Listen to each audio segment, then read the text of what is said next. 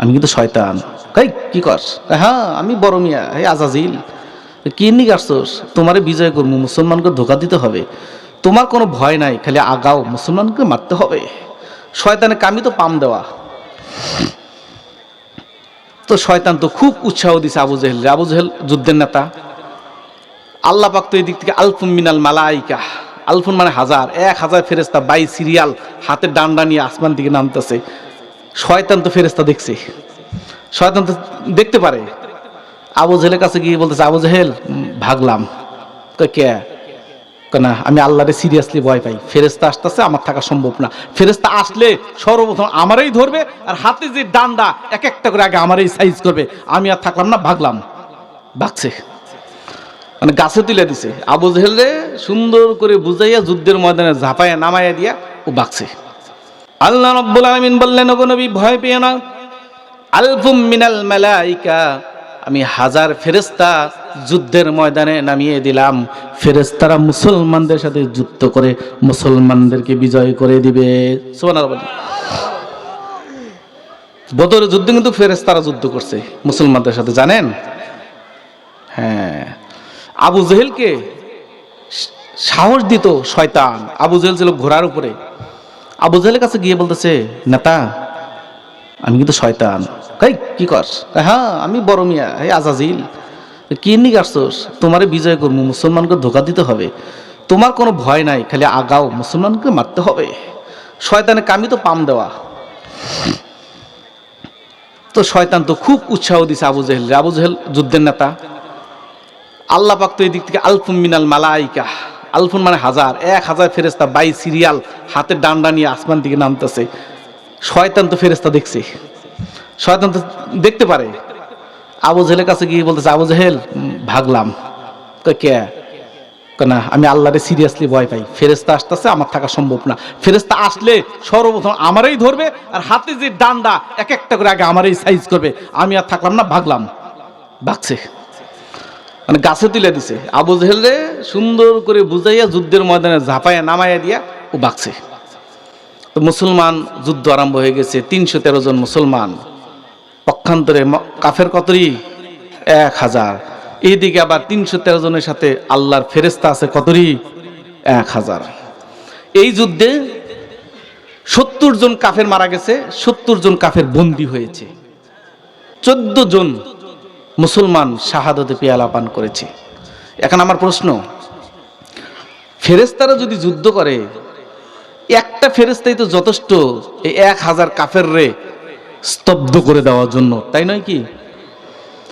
তাহলে ওরা মারা গেল 70 জন, 70 জন বন্দী হলো কাফের, 14 জন মুসলমান কেন শাহাদাত বরণ করলেন? ফেরেস্তারা কি দাঁড়ায় দাঁড়ায় চুইংগাম খাইতেছিল? কথা বলেন, তাহলে কেন মারা গেল? আল্লাহ রাব্বুল আলামিন ফেরেশতাকে ডাক দিয়ে বলে, রে ফেরেশতা, দ্বীন কায়েমের আন্দোলন আমি মানব জাতিকে দিয়েছি আল্লাহর জমিনে। আল্লাহর কোরআনের রাজ কায়েম করতে গেলে মুসলমানদেরই রক্ত ঝরাতে হবে, মানুষের রক্ত ঝরাতে হবে। কিছু সময়ের জন্য তোমরা যুদ্ধ থামিয়ে দাও। আমার নবীর উম্মত, আমার নবী সাহাবীরা যুদ্ধের ময়দানে গিয়ে রক্তাক্ত হয়ে কিছু শাহাদাত বরণ করুক, কারণ মুসলমানের রক্ত ব্যতীত কখনো বিজয় অর্জন করা সম্ভব নয়। কিছু সময় ফেরেশতারা যুদ্ধ করে নাই, এই সময়ের ভিতরে 14 জন সাহাবী শাহাদাতের পেয়ালা পান করেছে। সুবহানাল্লাহ বলেন। এই যুদ্ধে মারা গেছে কে জানেন? মক্কার যে বড় গোত্র, সম্ভ্রান্ত গোত্র, লেহিয়ান গোত্রের নেতা সুলাফা, এর ছেলে এই যুদ্ধে মারা গেছে। 70 জনের ভিতরে একজন। এই সুলাফার ছেলেকে কে মারছে? হযরত আসিম রাদিয়াল্লাহু তাআলা আনহু, কোরআনের একজন কারি, ভালো মানে কারি, কোরআনের কারি এবং মুআল্লিম, কোরআন শিক্ষা দিতেন, খুব সুন্দর কণ্ঠ, ভালোভাবে মানুষকে কোরআন শিক্ষা দিতেন। এই হযরত আসিম এই সুলাফার ছেলেকে মেরে ফেলছে যুদ্ধের ময়দানে। এই খবর যখন জানলো সুলাফা, নিজেকে স্থির রাখতে পারল না। মক্কার ভিতরে সম্ভ্রান্ত পরিবার, আমি ধনী পরিবার, আমি বড় নেতাদের একজন, আমার ছেলেকে হযরত আসিম মেরে ফেলেছে। এই কথা শোনার পর আর স্থির থাকতে পারল না, চলে গেল মন্দিরে মূর্তির কাছে। মূর্তির কাছে গিয়ে মান্নত করলো, হে আমার দেবতা, আমার ছেলেকে যে মেরেছে, যে আসেম মেরেছে, তোমার সামনে এসে আমি মান্নত করলাম ওই আসেমের মজক দিয়ে আমি মদ পান করব।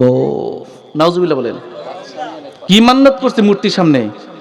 যে তার ছেলের হত্যাকারী আসেমের মাথার মগজ দিয়ে সে মদ খাবে, মূর্তির সামনে মান্নত। আর মক্কার জমিনে তখন কেউ যদি মূর্তির সামনে কোনো মান্নত করত, সে এই মান্নত পূরণ করার জন্য যা প্রয়োজন তাই করত।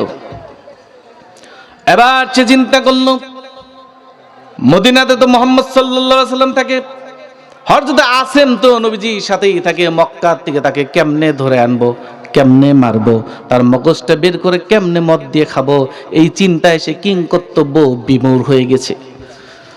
এরই মাঝে একজন ডাক দিয়ে বলল, নেতা, চিন্তার কোনো কারণ নেই। মুসলমানদের ভিতরে মুসলমানের শত্রু রয়েছে, তাদেরকে বলা হয় মুনাফিক। তারা নবীজির সাথে নামাজ পড়ে, নবীজির সাথে একই দস্তরে খাবার খায়, একই সাথে ইসলামের দাওয়াত দেয়। ইসলামকে বিক্রি করে দেওয়ার জন্য তারা দুইবার চিন্তা করে না। কিছু আশ্রাবি দেন, স্বর্ণ মুদ্রা দেন, এদের দিয়ে, এই আশ্রাবি স্বর্ণ মুদ্রা দিয়েই আমি কিছু মুনাফিক কিনে ফেলবো, এই মুনাফিকের মাধ্যমে হযরত আসেমকে আপনার সামনে আমি এনে দেব। কারণ মুসলমান যদি বিরোধিতা না করে, সূত্রামি না করে, কখনো হযরত আসেমকে আনা সম্ভব হতো না। এবার কি করলো? ওই লেহিয়ান গোত্রের থেকে কিছু লোক চলে গেল মদিনায়। মদিনাতে গিয়ে খুঁজে খুঁজে কটা মুনাফিক বের করলো, যে আল্লাহ নবীর কাছেই থাকে, নবীজির পিছনেই নামাজ পড়ে, একই দস্তরখানে খাবার খায়, আবার একই সাথে দ্বীনের দাওয়াত দেয়। তাদেরকে বলল যে আসেম সুলাফার ছেলেকে মেরেছে। বলে হ্যাঁ মেরেছে। তোমরা যদি আসেমকে সুলাফার কাছে তুলে দিতে পারো, তোমাদেরকে স্বর্ণ মুদ্রা দেওয়া হবে, তুমি যা চাও তাই দেওয়া হবে। কারণ সে মন্দিরে মূর্তির সামনে মান্নত করেছে, তার মস্তক দিয়ে মদ খাবে, এই জন্য যদি তার সম্পদ অর্ধেকও তোমাকে দিয়ে দিতে হয়, দিবে। তুমি আসেমকে যে কোনো মূল্যে পাও, নবীজির হাত থেকে বের করে আমাদের কাছে তুলে দাও। রাজি হয়ে গেছে কিছু মুসলমান, এদেরকেই বলা হয় মুনাফিক। আজকে এরকম মুসলমান আমাদের অভাব নাই, নেতার সাথেই থাকে, যদি একটু টাকা বাড়িয়ে দেন না, উনি নিজের নেতার সাথে বিশ্বাসঘাতকতা করতে দুইবার চিন্তা করবে না। আপনি দেখেন আমাদের দেশে যে বড় বড় নেতা যাদেরকে মারছে, কারা মারছে? নিজের কাছের লোকেরাই মারছে। ইতিহাস থেকে দেখে আসেন, নিজের কাছের লোকেরাই এই নেতৃস্থানীয় লোকদেরকে মেরে ফেলছে।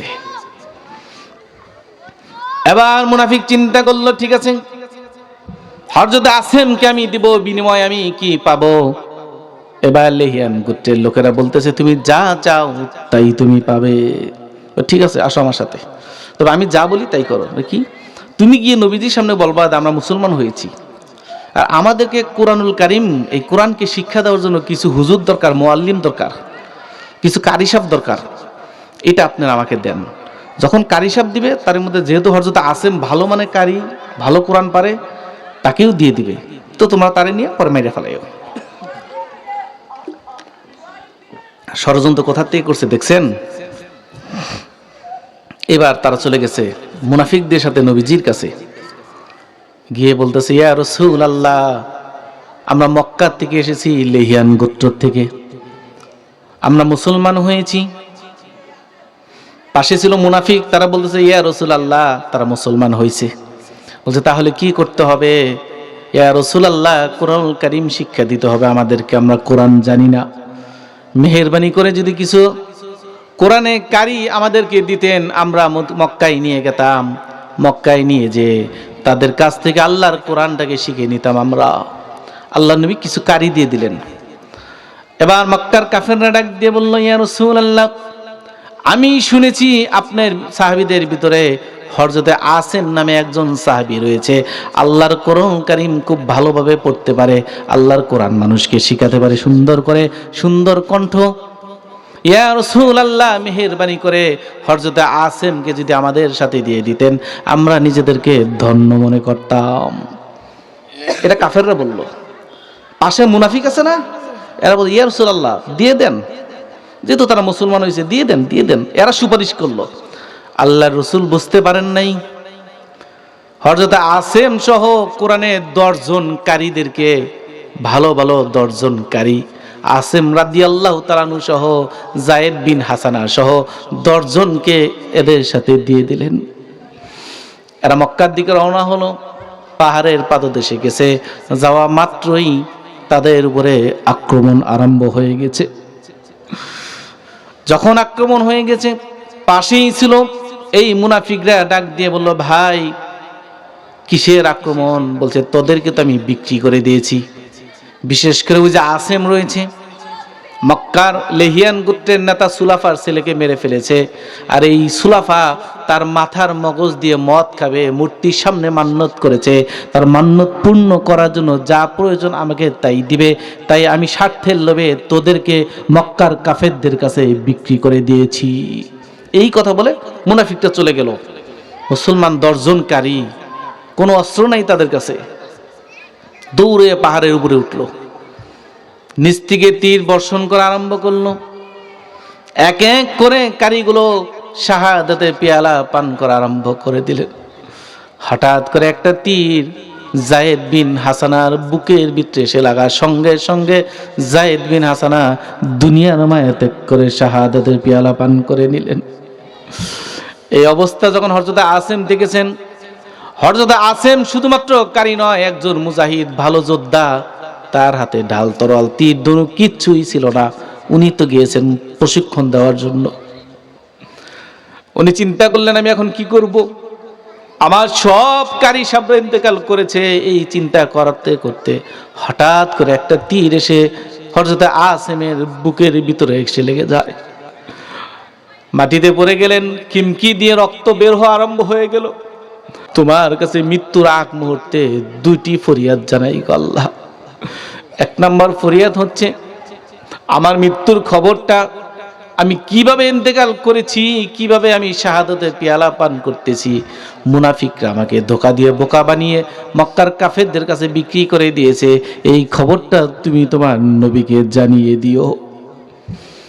2 নম্বর, আল্লাহ রব্বুল আলামিন, আমি শুনেছি আমার মাথার মগজ দিয়ে সুলাফা মদ খাবে, যেই মাথার ব্রেনের ভিতরে তোমার কোরআন রয়েছে, তোমার নবীর আদর্শ রয়েছে, যেই মাথার ব্রেনের ভিতরে তোমার কালামের বাণীগুলো রয়েছে, আল্লাহ এই মাথাকে তুমি অপবিত্র হতে দিও না।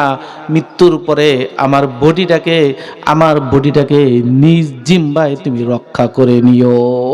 কার কাছে চাইছে? আল্লাহর কাছে চাইছে। এরপরেই শাহাদাতের পেয়ালা, শাহাদাত হয়ে গেছে। মক্কার কাফেররা খুব খুশি, 10 জনকারীকে মেরে ফেলেছি, আসেমকেও মেরে ফেলেছি, এবার আসেমের কাল্লাটা কেটে মাথাটা সুলাফার কাছে আমি নিয়ে যাব, আমাকে পুরস্কৃত করা হবে। কিন্তু তারা আল্লাহর কুদরত বুঝতে পারে নাই। যখন তারা পাহাড়ে উঠেছে, যখন এই হযরতে আসেমের কাছে যাবে, আসেমকে ধরে নিয়ে কাল্লাটাকে দ্বিখণ্ডিত করে মাথাটা নিয়ে যাবে মক্কায়, আল্লাহ রাব্বুল আলামিন তার আগ মুহূর্তে ভীমরুল চিনেন তো, এক ঝাঁক ভীমরুল পাঠিয়ে দিয়ে পা থেকে মাথা পর্যন্ত পুরো শরীরটা ভীমরুল দ্বারা ঢেকে দিয়েছেন। সুবহানাল্লাহ বলেন। মৌমাছি থাকলে একটা কথা ছিল, ভীমরুল যেটা কারো সামর্থ্য আছে এই ভীমরুলের কাছ থেকে লাশকে ছিনিয়ে আনে, তো 1-2টা না, পা থেকে মাথা পর্যন্ত পুরো শরীরটা ভীমরুল ঢেকে ফেলেছে। এরা চিন্তা করল, এই ভীমরুলের কাছে গিয়ে যদি আমি মাথাটা আনতে চাই কেটে, এই যে ভীমরুল 2-4টা কামড় দিলেই তো আমরা মারা যাব, সুতরাং ভীমরুল চলে যাক, তারপরে তার মাথাটা নিব। তারা অপেক্ষা করতেছে কখন ভীমরুলগুলো চলে যাবে। এরই ভিতরে আল্লাহ রাব্বুল আলামিন এত জোরে বৃষ্টি দিলেন, হযরতে আসেমের লাশকে গায়েব করে দিলেন। সুবহানাল্লাহ বলেন। লাশ হেফাজত করছেন কে? চাইছিলেন কার কাছে?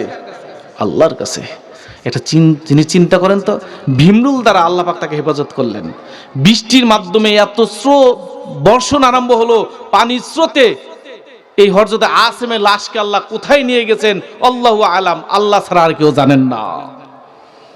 তাহলে এই যে আল্লাহ রাসূলের সাহাবীদেরকে বিপদে ফেলে দিলেন, তাদেরকে মেরে ফেলা হলো, কারা করছে? এরা মুসলমান নামদারি কিন্তু মুনাফিক কুলাঙ্গাররা।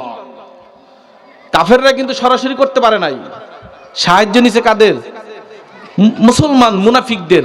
আজকে ইসলামের বিরুদ্ধে যারা অবস্থান নেয়, বাংলার জমিনের দিকে তাকান, যারা ইসলামের বিরুদ্ধে অবস্থান নেয়